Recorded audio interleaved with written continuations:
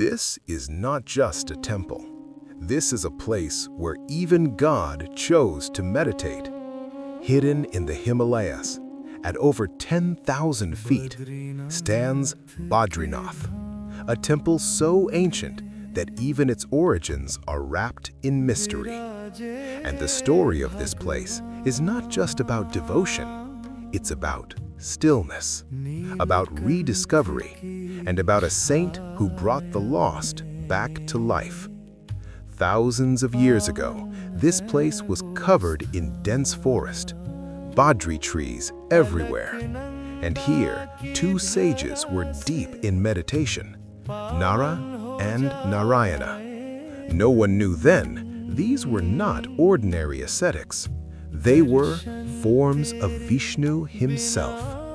Vishnu chose this spot to meditate, to practice what he would later teach the world.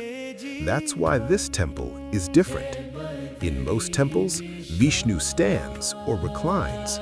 Here, he sits in Padmasana, in deep meditation. Maybe that's why anyone who comes here feels something shift inside, a strange, quiet peace. But there came a time when this temple disappeared. Many ancient Hindu temples were forgotten. Badrinath was one of them. Years passed, centuries even. The temple faded into memory. People forgot that this was once a sacred space.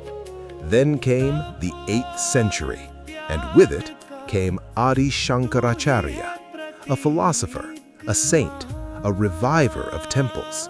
He traveled the length of India, establishing the 4 Dhams. And when he reached these mountains, he found Badrinath, buried, forgotten, silent.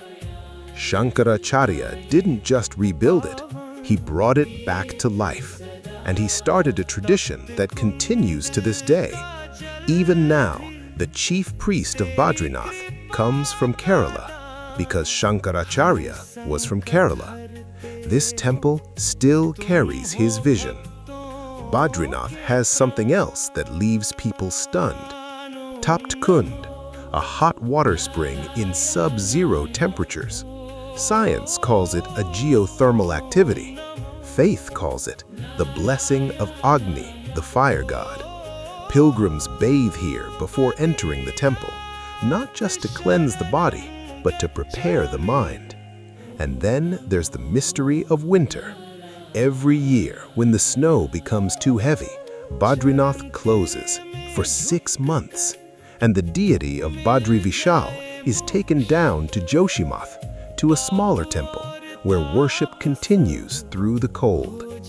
This isn't just a ritual, it's a reminder that God doesn't live in a building.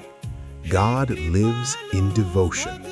And when the temple reopens, hundreds of thousands gather, not just for darshan, but for reunion, a homecoming of faith. Badrinath teaches us something subtle, that in the rush of life, stillness matters. Meditation matters. In Kedarnath, we surrender. In Badrinath, we return to ourselves. This temple is not built from stone alone. It's built from tapasya, from meditation, from centuries of silence and devotion. And maybe that's why everyone who comes here leaves something behind, their restlessness, their noise, and takes with them a little bit of calm.